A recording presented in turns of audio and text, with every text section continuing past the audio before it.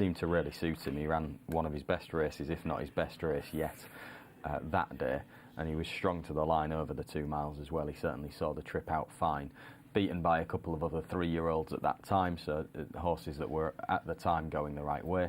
And you can see this might be a slightly weaker race from a pound lower off a break as well. Still only a 4-year-old by Nathaniel. Maybe he's developed well, his work might be better judging by the market than it was in the autumn. So he's been very strong in the market. He's got Casa Camigo to beat, who won't be an easy rival to pass on the basis of that ready win at Lingfield last time out. It wasn't a strong field that he beat, but he beat them pretty easily.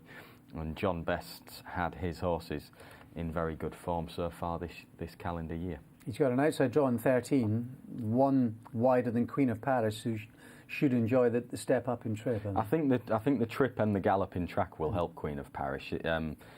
She was the filly that I was probably most interested in the field. I just think that Lingfield, over the slightly shorter distance, didn't get to the bottom of her last time out, and we could anticipate a bit of improvement from her.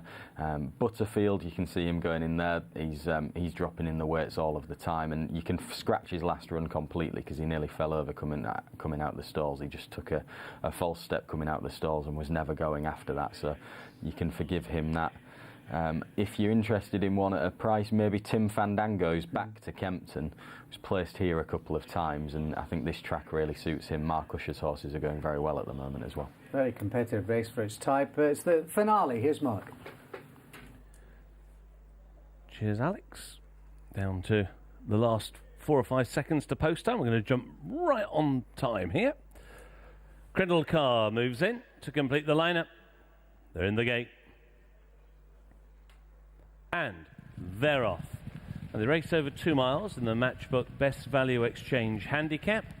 And the grey Betzalotti was away alertly. Crindle Car is right up there in the early going, and now pushing up as well Tin Fandango through the first furlong or so as they just begin to jockey position early, and it will be Tin Fandango who takes him into the first turn in front. Crindle Car racing in second, Rare in a share of third with Atomic Jack on his inside, followed next by the Detainee, who's up against the inside rail alongside Betzalotti, and then Casa Camigo, who's on the outside of Butterfield. A break then of a couple of lengths to Sundoko, who's followed into the home straight by Queen of Paris. After Queen of Paris is Martyr's Apprentice, then with the big white blaze, Regal Gate, who's racing at the back of the field together with Art of Swing.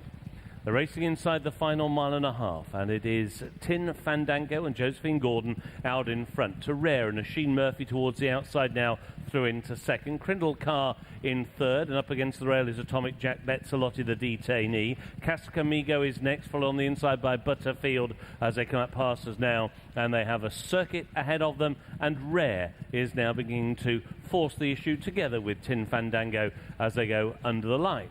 With Crindle Car in third, against the rail Atomic Jack in fourth, the grey Betzalotti in fifth, the Stripes, the Detainee is in sixth. 2 lengths away, Casa Camigo in seventh, followed by Butterfield in eighth, and Queen of Paris is ninth, and then Sundoko up against the inside rail in 10th. Around the outside is Art of Swing, who's relegated Master's Apprentice to be last but one. Still the back marker is Regal Gate.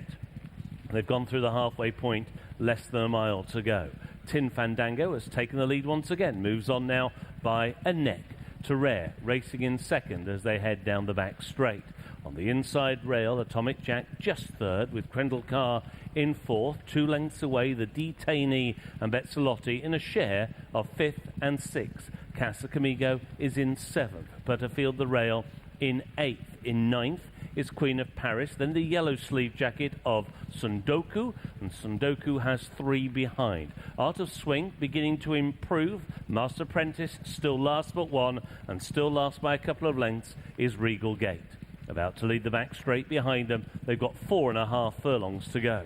Tin Fandango by a half a length now to Rare in second, still travelling powerfully against the inside rail in third, Atomic Jack, and on that one's outside, Crindle Car. The Detainee just shaken along, Betzalotti keeps that one in a pocket. Then there's a break of a length and a half to Butterfield and Casa Camigo and Queen of Paris, and then Sundoku, and they make the turn in, and they've got 3 furlongs to go. Tin Fandango still sharing it, mixing it up with Rare, travelling well on the inside, Atomic Jack travels really well into the race. The Detainee is beginning to try and pick up. Down the outside, Crindle Car. Casa Comigo coming on. Butterfield as well. Down the outside, Queen of Paris. But with a furlong and a half to go, it is Atomic Jack now who bursts through and takes the lead. Tin Fandango is in second. The Detainee is in third. A half furlong to go. Atomic Jack and Nicola Curry now extending to a 2-length lead. Atomic Jack travelled well throughout and wins with authority. Tin Fandango in second, followed by the Detainee and Butterfield. It's a comfortable win for Atomic Jack, who scores readily, and he remains unexposed over these staying trips. Tin Fandango's finished second, and he set very, very steady fractions, so Josie Gordon did. He's completely got the run of the race. The Detainee's run quite well. He's a horse who's been chasing, and he's back to something that he enjoys. And I think you just look further back at one or two who might not have been in the best position. I think probably Casa Comigo's one of those that you'd highlight. You can see Butterfield running on in the Orange Silks alongside him, but you've got a worthy winner, I think it's fair to say there, Martin. Yes, you have, and Gamble landed to some extent as well, always travelling well in an ideal position from a good draw in stall 5. I think the draw and position did get Casa Comigo, certainly stopped him from being competitive. I would stick with him another day. He might be a horse that is better suited to the speed track at Lingfield, where he'd won last time out, but I think he's travelled through that race like he's still in good form. And Lingfield is where Atomic Jack had his first run over 2 miles back in